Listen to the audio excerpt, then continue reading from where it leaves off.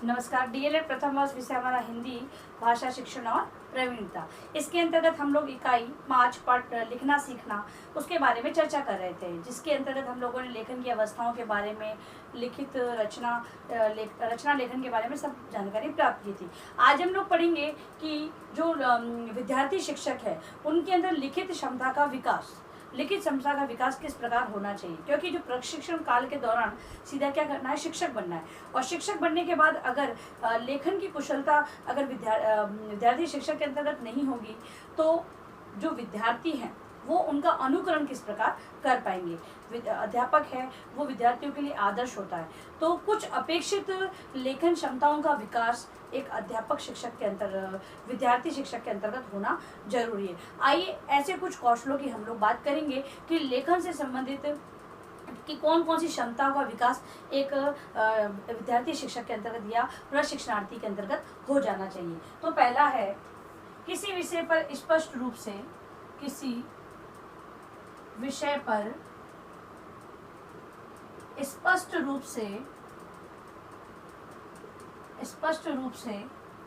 अपनी लिखित अभिव्यक्ति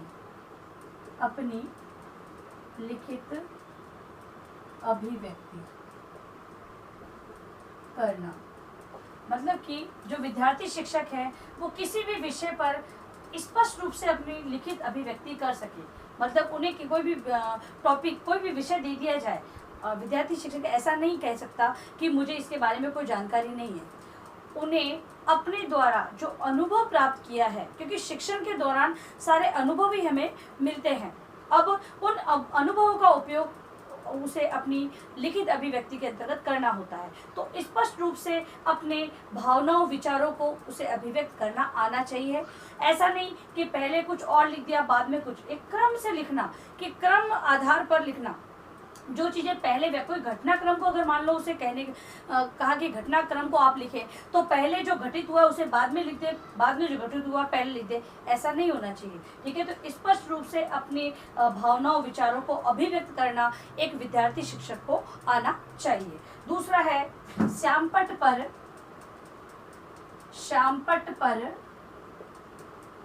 सही ढंग से लिखने के कौशल का विकास। प्रशिक्षण काल के दौरान एक विद्यार्थी शिक्षक के अंतर्गत श्यामपट्ट पर किस प्रकार लिखा जाता है, श्यामपट्ट पर लिखते समय बोलते हुए लिखना है, इस बात को ध्यान रखना है।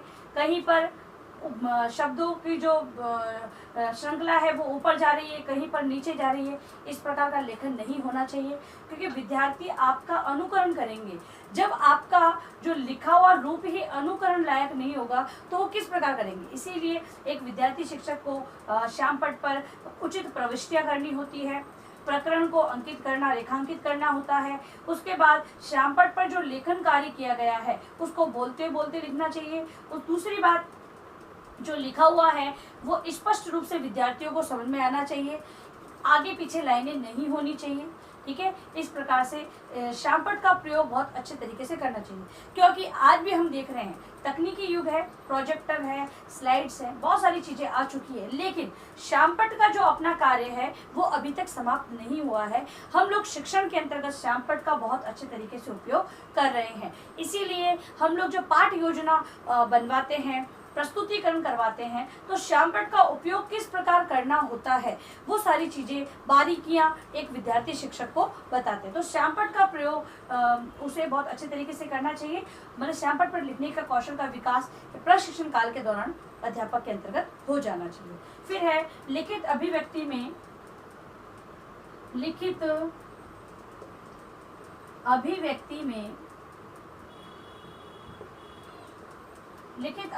में विचारों की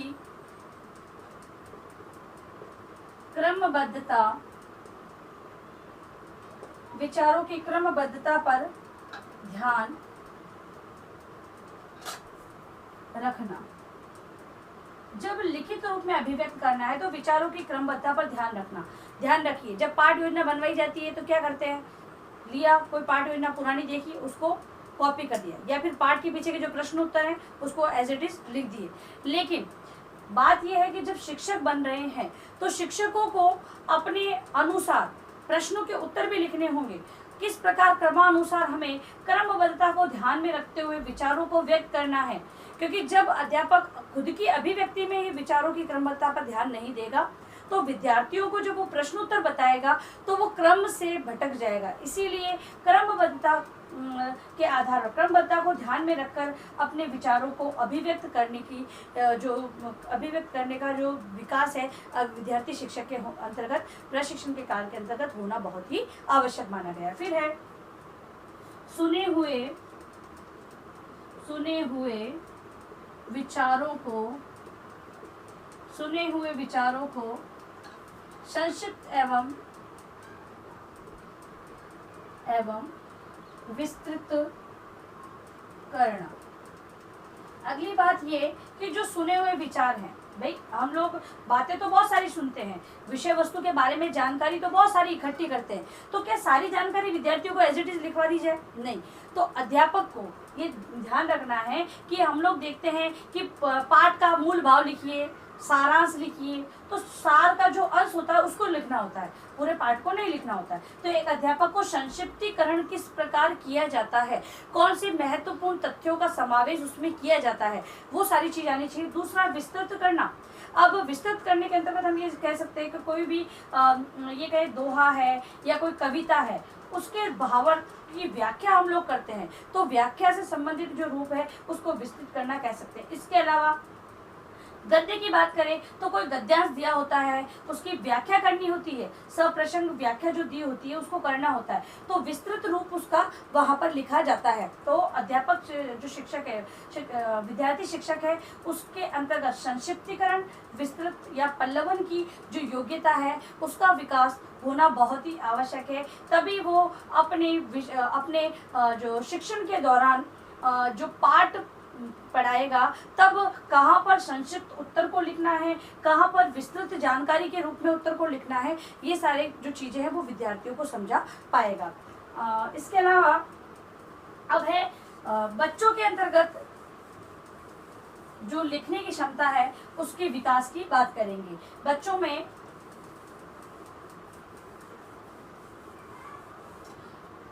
लेखन कौशल का विकास, बच्चों में लेखन कौशल का विकास। पहली हमने बात की कि अध्यापकों को क्या ध्यान रखना, कौन कौन से कौशलों का विकास या लेखन से संबंधित कौन सी जो विकास की क्रम है उसको ध्यान रखना होगा। दूसरी बात, क्योंकि अध्यापक को ही पढ़ाना है तो अध्यापक को ये भी ध्यान रखना पड़ेगा कि बालकों के अंतर्गत किस प्रकार क्षमता का विकास किया जाएगा। तो पहला है बच्चों में शुरुआती लेखन, बच्चों में शुरुआती लेखन करने के लिए गतिविधियां कराने के तरीकों पर समझ बनाना। ठीक है। अब बालकों के अंदर लेखन का कौशल का विकास करना है तो एक अध्यापक है बालकों को शुरुआती लेखन से संबंधित जो गतिविधियां हैं किस प्रकार करवाई जाए, क्योंकि बच्चे लिखना, आप ये कहें कि आप कक्षा में गए, बच्चों को आपने जैसा बताया कि ऐसे पकड़ो वैसे, ऐसे वो लिखना प्रारंभ नहीं करेंगे। अध्यापक को बहुत सारी चीजें उनके सामने रखनी होगी। जैसे कि अगर हम बात कर रहे हैं शुरुआती लेखन की, तो जो लोक जुम्बिश योजना चलाई गई थी उसके अंतर्गत जो रिजल्ट प्राप्त हुआ उसमें ये ज्ञात हुआ कि बालक जब पढ़ते हैं, पढ़ना सीख जाते हैं तो उनके अंतर्गत लिखने की जो प्रवृत्ति है स्वतः ही जागृत होती है, मतलब कि पढ़ने के बाद वो लिखने का प्रयास वो करने लग जाते हैं। ठीक है। तो लेकिन अध्यापक है वो ये नहीं समझे कि मैंने पढ़ना सिखा दिया, बोलकर बता दी तो विद्यार्थी स्वतः ही लिखेंगे। नहीं, कुछ ऐसी गतिविधियां तैयार करनी होगी और ऐसी गतिविधियों पर अपनी समझ विकसित करनी होगी कि इन गतिविधियों के माध्यम से मैं बालकों को लिखना सिखा देता हूँ। क्योंकि बालक है अभी घर के परिवार के परिवेश से आया है, उसके अंतर्गत बहुत सी चीज़ें ऐसी होगी जिस पर उसकी समझ विकसित नहीं होगी। हम लोग बच्चों को बोलना पढ़ना ही शब्द सिखा रहे हैं, सारी वस्तुएं बताते हैं, फलों के नाम, फूलों के नाम, सब्जियों के नाम बता रहे हैं, ठीक है। तो घर में ऐसा होता है कि बच्चे बहुत सी ऐसी चीज़ें होती है कि जो माँ बाप होते हैं, माता पिता होते हैं, वो बालकों के इन चीज़ों से दूर रखते हैं कि बालक को चोट आ जाएगी। तो अध्यापक है वो इन चीज़ों को दिखाकर बालकों के अंदर समझ विकसित करे, क्योंकि बालकों के अंतर्गत मतलब कि जो चीज़ बच्चों को मना की जाती है उन्हीं चीज़ों को वो हाथ लगाता है। तो अध्यापक है जब इन चीज़ों के माध्यम से विद्यार्थियों को जानकारी प्रदान करेगा तो बालक है उनके अंतर्गत जो समझ है वो सही विकसित होगी। तो विभिन्न तरीकों को अपनाते हुए बालकों के अंतर्गत लेखन कौशल का विकास एक अध्यापक कर सकता है। फिर है बच्चों में स्पष्ट लेखन क्षमता का विकास करना। बच्चों में स्पष्ट लेखन क्षमता का विकास करना। अध्यापक है बालक जब सही नहीं लिख रहा है, पहले तो जो भी मतलब कि आसपास जो भी सामग्री उपलब्ध है उन्हीं के माध्यम से हम लोग जो भी अब टीचर बनना चाह रहे हैं वो सभी गवर्नमेंट टीचर बनना चाहेंगे, ठीक है। तो कहीं कहीं पर ऐसी स्थितियाँ होगी बालकों के पास स्लेट नहीं होगी, क्योंकि आजकल स्लेट की जो परिपाटी है वो लगभग समाप्त होती हुई दिख रही है, तो स्लेट वगैरह नहीं होगी। तो अध्यापक है चौक के माध्यम से बोर्ड पर ही लिखना उन्हें सिखा दे, क्योंकि बच्चा है सीधा पेंसिल पकड़ेगा तो जो उनकी फ्लेक्सिबिलिटी जो होती है हाथों की, हमने पढ़ा था कि बालकों की जो मांसपेशियाँ होती है जो उंगलियों की वो लचीलापन नहीं आता है, क्योंकि बालक सीधा ही वो कठोर पेंसिल को पकड़ना प्रारंभ कर देते तो लेखन में स्पष्टता शुद्ध रूप नहीं होता है, ठीक है। तो अध्यापक है विभिन्न प्रकार, कोई अगर पत्थर है वाइट उससे लिखना सिखा दे बालकों को, तो विभिन्न प्रकार से अध्यापक है जो सामग्री वहाँ पर उपलब्ध है उसी से उन्हें लिखने की शिक्षा दे सकता है। लेखन का प्रारंभ वहीं से वो कर सकता है, जिससे कि बालकों के अंतर्गत लेखन क्षमता का विकास होगा। फिर है प्रश्न उत्तर अपने शब्दों में लिखना। प्रश्न उत्तर अपने शब्दों में लिखना। अध्यापक है बालकों से अपेक्षा ना करे कि जो उत्तर मैंने लिखवाया है वही उत्तर आपको लिखना है, उन्हें अवसर दे कि आप अपने अनुसार उत्तर लिखें। तब क्या होगा, बालकों के अंदर लिखने का विकास होगा, शुद्ध रूप की जानकारी उन्हें प्राप्त होगी। एक बार गलत लिखेगा, दो बार लिखेगा, लेकिन खुद के आंसर को वो सही करने का पूरा प्रयास करेगा, तो उत्तर लिखने का देना। फिर है बच्चों द्वारा अनुभवों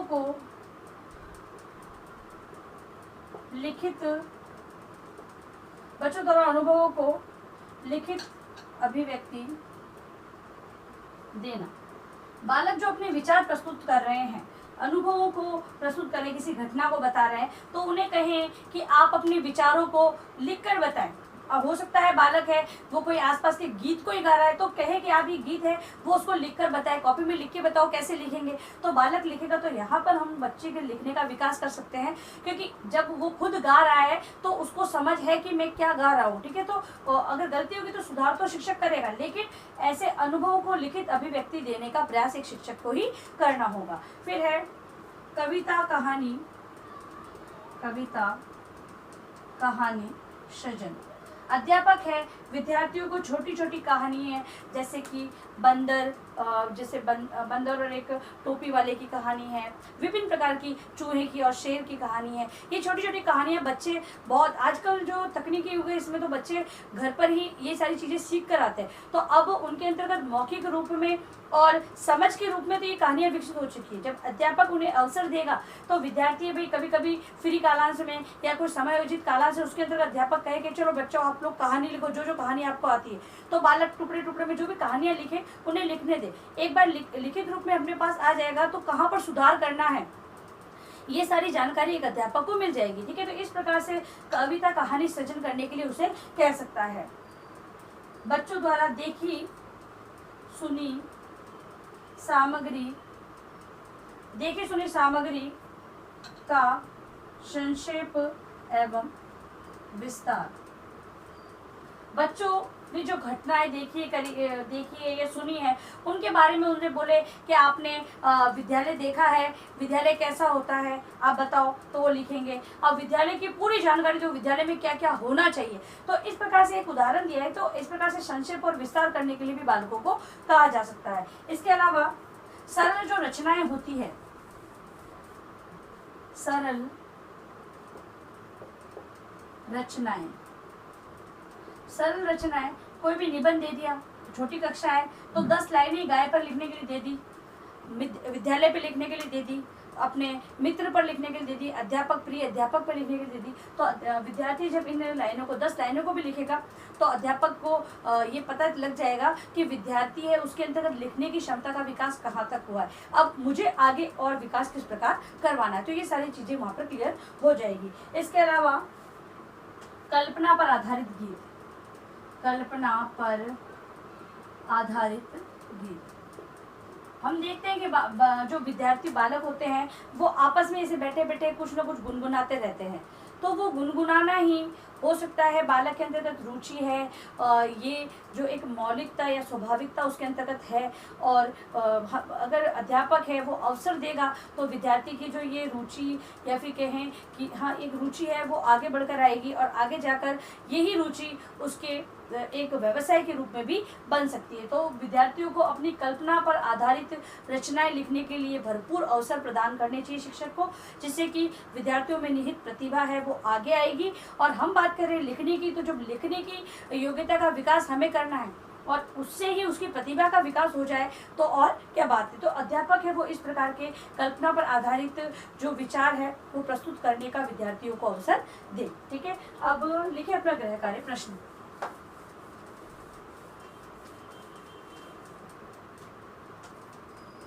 गृह कार्य प्रश्न में लिखें, विद्यार्थी शिक्षक तथा बच्चों में लेखन कौशल विकास किस प्रकार संभव हो सकता है, स्पष्ट करें। ठीक है, अपने उत्तर इन दोनों जो टॉपिक हमने कई किए हैं उन्हीं को आप अपने उत्तर के रूप में लिख कर लाएंगे। और अंत में इस महामारी के दौर में कम से कम ये आवश्यक कार्य होने पर आप लोग घर से बाहर निकले, बाहर निकलते तो 3 बातों का विशेष ध्यान रखें, मास्क लगाएं, सोशल डिस्टेंस बनाएं और हाथों को बार बार सैनिटाइज करते रहें। सुरक्षित रहे, सभी का ध्यान रखें। धन्यवाद।